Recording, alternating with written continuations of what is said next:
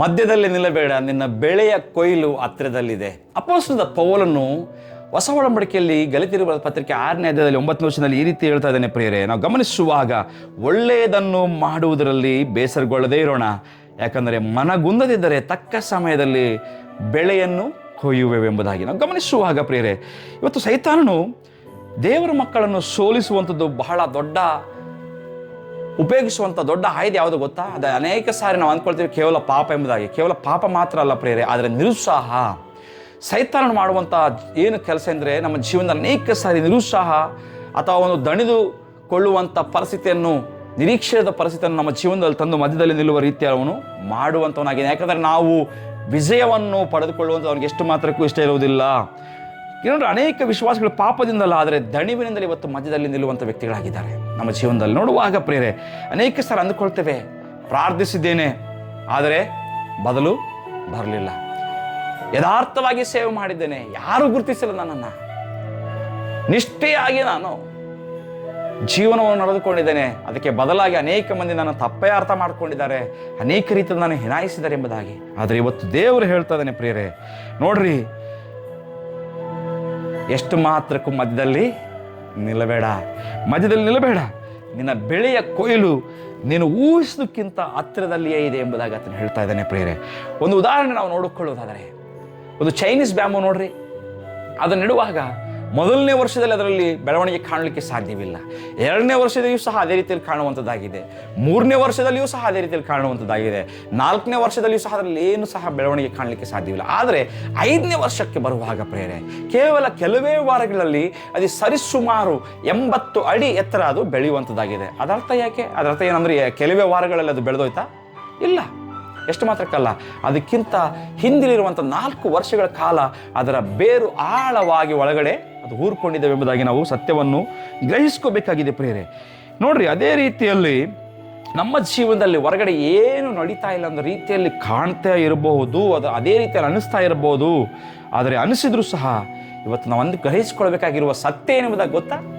ದೇವರು ನನ್ನ ಬೇರುಗಳನ್ನು ಆತನು ಬಲಪಡಿಸ್ತಾ ಇದ್ದಾನೆ. ಹಲ್ಲೆಲೂಯಾ. ನಾವು ಗಮನಿಸುವಾಗ ಮುಂದಕ್ಕೆ ಹೋಗೋದಾದರೆ ಮೊದಲನೇ ವಿಷಯ ನೋಡ್ರಿ, ತಡವಾದರೆ, ಆದರೆ ತಡವಾಗ್ತಾ ಇದೆ ಅಂದರೆ ಅದರ ಅರ್ಥ ದೇವರು ನಿರಾಕರಿಸ್ತಾ ಇದ್ದಾನೆ ಅಂತೂ ಅರ್ಥ ಅಲ್ಲ.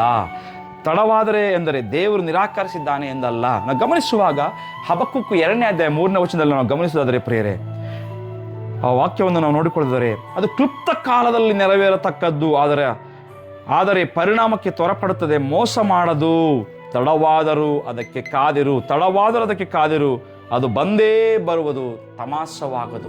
ಬಂದೇ ಬರುವುದು, ತಮಾಷವಾಗದು ಎಂಬುದಾಗಿ ನಾವು ಗಮನಿಸುವಾಗ ಪ್ರಿಯರೇ, ಅಬ್ರಹಾಮನು ವರ್ಷಗಳ ಕಾಲ ಆತನು ಕಾಯ್ದಿದ್ದಾನೆ ವಾಗ್ದಾನದ ನಂತರ. ಯೋಸೇಫನು ಪ್ರಧಾನಮಂತ್ರಿ ಆಗೋದಕ್ಕಿಂತ ಮುಂಚೆ ಸೆರೆಮನೆಯಲ್ಲಿ ಅನೇಕ ವರ್ಷಗಳ ಕಾಲ ಅದರ ಮುಖಾಂತರ ಹಾದು ಹೋಗಿತ್ತು. ದಾವೀದನ ನೋಡ್ರಿ, ಅಭಿಷೇಕವನ್ನು ಹೊಂದಿಕೊಂಡರು ತಕ್ಷಣ ಆತನು ಅರಸನಾಗಿ ಸಿಂಹಾಸನವನ್ನು ಏರಿಲ್ಲ ಪ್ರಿಯರೇ. ಅನೇಕ ವರ್ಷಗಳ ಕಾಲ ಕಾಯಬೇಕಾಯಿತು. ಇವತ್ತು ನನ್ನ ಜೀವನದಲ್ಲಿ ನನ್ನ ಪ್ರಾರ್ಥನೆಗೆ ಇನ್ನೂ ಬದಲು ಬರ್ತಾ ಇಲ್ಲ ಅಂತ ಅಂದ್ಕೊಳ್ತಾ ಇದೆಯಾ? ನನ್ನ ಆರೋಗ್ಯದಲ್ಲಿ ಇನ್ನೂ ಬದಲಾವಣೆ ಕಾಣಲಿಕ್ಕೆ ಸಾಧ್ಯವಾಗ್ತಾ ಇಲ್ಲ ಎಂದು ಅಂದ್ಕೊಳ್ತಾ ಇದೆಯಾ? ಇನ್ನೂ ನನ್ನ ಸಮಸ್ಯೆ ಬಗೆಹರಿತಾ ಇಲ್ಲ ಎಂಬುದಾಗಿ ಅಂದ್ಕೊಳ್ತಾ ಇದೆಯಾ? ಪ್ರಿಯರೇ, ದೇವರು ಆಗ್ತಾ ಇವತ್ತು ಈ ರೀತಿ ನನಗೂ ಬಲಪಡಿಸೋದು. ನಿರುತ್ಸಾಹಗೊಳ್ಳಬೇಡ. ದೇವರ ಸಮಯ ಎಂದಿಗೂ ಸಹ ಅದು ತಪ್ಪುವುದಿಲ್ಲ. ಸತ್ಯವನ್ನು ನಾವು ಗ್ರಹಿಸ್ಕೋಬೇಕು ಪ್ರಿಯರೇ. 2ನೇ ವಿಷಯಕ್ಕೆ ನಾವು ಹೋಗೋದಾದರೆ, ದೇವರು ಆರಂಭಿಸಿದ ಕಾರ್ಯವನ್ನು ಆತನು ಪೂರ್ಣಗೊಳಿಸುತ್ತಾನೆ. ಫಿಲಿಪ್ಪಿಯರ ಬರೆದ ಪತ್ರಿಕೆ 1ನೇ ಅಧ್ಯಾಯ 6ನೇ ವಚನದಲ್ಲಿ ಅದೇ ಪೌಲನು ಹೇಳ್ತಾ ಇದ್ದಾನೆ, ನಿಮ್ಮಲ್ಲಿ ಒಳ್ಳೆಯ ಕಾರ್ಯವನ್ನು ಆರಂಭಿಸಿದತನು ಖಂಡಿತವಾಗಿ ಅದನ್ನು ಪೂರ್ಣಗೊಳಿಸುವನು ಎಂಬುದಾಗಿ. ನೋಡ್ರಿ, ನಮ್ಮ ದೇವರು ಮಧ್ಯದಲ್ಲಿ ಬಿಡುವಂಥ ದೇವರಲ್ಲ. ಮನುಷ್ಯರು ನಮ್ಮನ್ನು ಕೈ ಬಿಡುವಂಥವರಾಗಿದ್ದಾರೆ. ಸ್ನೇಹಿತರು ನಮ್ಮನ್ನು ಮಧ್ಯದಲ್ಲಿಯೇ ತಳ್ಳಿ ಹಾಕುವಂಥ ವ್ಯಕ್ತಿಗಳಾಗಿರ್ಬೋದು. ಅನೇಕ ಸಾರಿ ಅವಕಾಶಗಳು ಅದು ಮಧ್ಯದಲ್ಲಿಯೇ ಮುಚ್ಚಿ ಹೋಗುವ ರೀತಿಯಲ್ಲಿ ನಮಗೆ ಅನಿಸ್ತಾ ಇರ್ಬೋದು ಇವತ್ತು. ಆದರೆ ಪ್ರಿಯರೇ, ದೇವರು ಇವತ್ತು ನಿನಗೂ ನನಗೆ ಹೇಳ್ತಿದ್ದ ನಾವು ಗಮನಿಸೋದಾದರೆ, ಆತನು ಆರಂಭಿಸಿದ ಕಾರ್ಯವು ಆತನ ಮಧ್ಯದಲ್ಲಿ ಬಿಡುವಂಥ ದೇವರು. ಎಷ್ಟು ಮಾತ್ರಕ್ಕೂ ಅಲ್ಲ, ಆತನ ಮಧ್ಯದಲ್ಲಿ ಕೈ ಬಿಡುವ ದೇವರಲ್ಲ ಪ್ರಿಯರೇ. ಇವತ್ತು ನಮ್ಮ ಜೀವನದಲ್ಲಿ ಒಂದು ಕಠಿಣವಾದ ಅಧ್ಯಾಯ ರೀತಿ ಇವತ್ತು ಆಗಿರಬಹುದು ಪ್ರಿಯರೇ. ಆದರೆ ದೇವರು ಹೇಳ್ತಿರುವಂಥ ಮಾತೇನು ಗೊತ್ತಾ? ಪ್ರಿಯ ಮಗನೇ, ಮಗಳೇ, ಇವತ್ತು ಕೇವಲ ನಿನ್ನ ಅಧ್ಯಾಯವನ್ನು ಮಾತ್ರ ಅಲ್ಲ, ನಿನ್ನ ಇಡೀ ಕಥೆಯನ್ನು ನಾನು ಪೂರ್ಣಗೊಳಿಸಲಿಕ್ಕಿದ್ದೇನೆ. ದೇವರು ಒಂದು ಅಧ್ಯಾಯವನ್ನೆಲ್ಲ ಮಾತ್ರ ಪ್ರಿಯರೇ, ಸಂಪೂರ್ಣ ಕಥೆಯನ್ನು ಆತನು ಬರೆಯುವಂಥವನಾಗಿದ್ದಾನೆ. ಎಷ್ಟು ಶ್ರೇಷ್ಠವಾದ ಮಾತು! ಗ್ರಹಿಸ್ಕೊಳ್ರಿ, ಕಥೆ ಮುಗಿಯೋದಕ್ಕಿಂತ ಮುಂಚೆ ನಾವು ತೀರ್ಪು ಮಾಡುವಂಥದ್ದು ಬೇಡ. Don't judge before it ends. ತೀರ್ಪು ಮಾಡುವಂಥದ್ದು ಬೇಡ. ಅಯ್ಯೋ ಇದು ಮುಗಿದಿಲ್ಲ, ಇದು ಆಗೋದಿಲ್ಲ ಎಂಬುದಾಗಿ. ಆತನ ಪೂರ್ಣಗೊಳಿಸುವಂಥ ದೇವರಾಗಿದ್ದಾನೆ. ನಾವು ಮೂರನೇ ವಿಷಯಕ್ಕೆ ಹೋಗೋಣ. ನಿನ್ನ ನನ್ನ ಅದ್ಭುತವು ನಿನ್ನ ನನ್ನ ದಣಿವಿಗಿಂತ ಹತ್ತಿರದಲ್ಲಿಯೇ ಇದೆ. ಅದು ನೋಡ್ರಿ, ಒಬ್ಬ ವ್ಯಕ್ತಿ ಬಂಗಾರದ ಒಂದು ಗಣಿಯನ್ನು ತೋಡ್ತಾ ಇದ್ದ. ಅನೇಕ ದಿನಗಳ ಕಾಲ ಕಷ್ಟಪಟ್ಟು ಆತನು ತೋಡಿದ್ದಾನೆ, ಆದರೆ ಏನೂ ಸಿಗಲಿಲ್ಲ. ಅದು ಏನು ಮಾಡ್ದ? ನಿರುತ್ಸಾಹದಿಂದ ಕೆಲಸ ಬಿಟ್ಟು ಹಿಂತಿರುಗಿದ್ದಾನೆ. ಆದರೆ ಇನ್ನೊಂದು ವ್ಯಕ್ತಿ ಬಂದ, ಇನ್ನೇನು ಒಂದು ಹೆಜ್ಜೆ ಅಷ್ಟೇ ತೋಡ್ದ, ಅವನಿಗೆ ಬಂಗಾರ ಸಿಕ್ತು. ಅದರ ಅರ್ಥ ಏನು? ಮೊದಲನೇ ವ್ಯಕ್ತಿ ಯಾಕೆ ಸೋತೋದ? ಗಮನಿಸರಿ, ಅವನು ಮಧ್ಯದಲ್ಲಿಯೇ ನಿಂತು ಹೋಗಿದ್ದಾನೆ. ಇವತ್ತು ನಾವು ಗಮನಿಸುವಾಗ ಪ್ರಿಯರೇ, ಅನೇಕ ಜನರು ಅದ್ಭುತಕ್ಕಿನ್ನ ಒಂದು ಹೆಜ್ಜೆ ಇರುವಂಥ ಮೊದಲೇ ಪ್ರಾರ್ಥನೆ ಮಾಡುವಂಥದ್ದನ್ನು ಬಿಟ್ಬಿಡ್ತಾರೆ. ಸೇವೆ ಮಾಡುವುದನ್ನು ಬಿಟ್ಬಿಡುವಂಥ ವ್ಯಕ್ತಿಗಳಾಗಿದ್ದಾರೆ. ವಿಶ್ವಾಸವನ್ನು ಕಳೆದುಕೊಳ್ಳುವಂಥ ವ್ಯಕ್ತಿಗಳಾಗಿರ್ತೇವೆ ಅನೇಕ ಸಾರಿ ಪ್ರಿಯರೇ. ಆದರೆ ಇವತ್ತು ದೇವರು ಇಂದು ನಿನಗೂ ನನಗೆ ಹೇಳ್ತಿರುವಂಥ ಮಾತೇನೆಂಬುದಾಗಿ ನೋಡುವಾಗ, ಪ್ರಿಯ ಮಗನೇ ಮಗಳೇ, ಇನ್ನು ಸ್ವಲ್ಪ ಕಾಲ ತಾಳು. ನಿನ್ನ ನನ್ನ ಅದ್ಭುತವು ಬಹಳ ದೂರದಲ್ಲಿ ಇಲ್ಲ ಎಂಬುದಾಗಿ ಆತನು ಹೇಳ್ತಾ ಇದ್ದಾನೆ ನಿನಗೂ ನನಗೂ. ಗಮನಿಸುವಾಗ ಒಂದು ಶ್ರೇಷ್ಠವಾದ ವಿಷಯವನ್ನು ನಾವು ಮುಂದಕ್ಕೆ ಏನು ನೋಡೋದಾದರೆ ಪ್ರೇರೆ, ಎಲ್ಲದಕ್ಕೆ ನಿನಗೆ ಬೇಕಾಗಿರುವಂಥ ಬಲ, ನನಗೆ ಬೇಕಾಗಿರುವಂಥ ಬಲ ಅಂದರೆ ಒಂದು ಶ್ರೇಷ್ಠವಾದ ಉದಾಹರಣೆ ಇದ್ದಾರೆ. ಒಬ್ಬರು ಯಾರು ಗೊತ್ತಾ? ಯೇಸು ಕ್ರಿಸ್ತರು. ನೋಡ್ರಿ, ಆತನು ಆ ಒಂದು ಶಿಲುಬೆಯ ಮಾರ್ಗದಲ್ಲಿ ನಾವು ಗಮನಿಸುವಾಗ ಆತನ ಮಧ್ಯದಲ್ಲಿ ನಿಂತ್ಕೊಂಡಿದ್ದಾನ? ಇಲ್ಲ ಪ್ರಿಯರೇ, ಮಧ್ಯದಲ್ಲಿ ನಿಂತಿಲ್ಲ. ಕೊನೆಯ ಉಸಿರಿನವರೆಗೂ ತಂದೆ ಚಿತ್ತವನ್ನು ಆತ ನೆರವೇರಿಸಿದ್ದಾನೆ ಪ್ರಿಯರೇ. ಆದ್ದರಿಂದ ಇವತ್ತು ನಿನಗೂ ನನಗೂ ರಕ್ಷಣೆ ಸಿಕ್ಕಿದೆ. ಒಂದು ವೇಳೆ ಆತನ ಮಧ್ಯದಲ್ಲಿ ನಿಂತುಕೊಂಡಿದ್ದರೆ ಇವತ್ತು ನಿನ್ನ ನನ್ನ ಪರಿಸ್ಥಿತಿ ಯಾವ ರೀತಿ ಆಗಿರ್ಬೋದು? ಆತನ ಮಧ್ಯದಲ್ಲಿ ನಿಂತಿಲ್ಲ, ಆತನ ಕೆಲಸವನ್ನು ಪರಿಪೂರ್ಣಗೊಳಿಸಿದ್ದಾನೆ.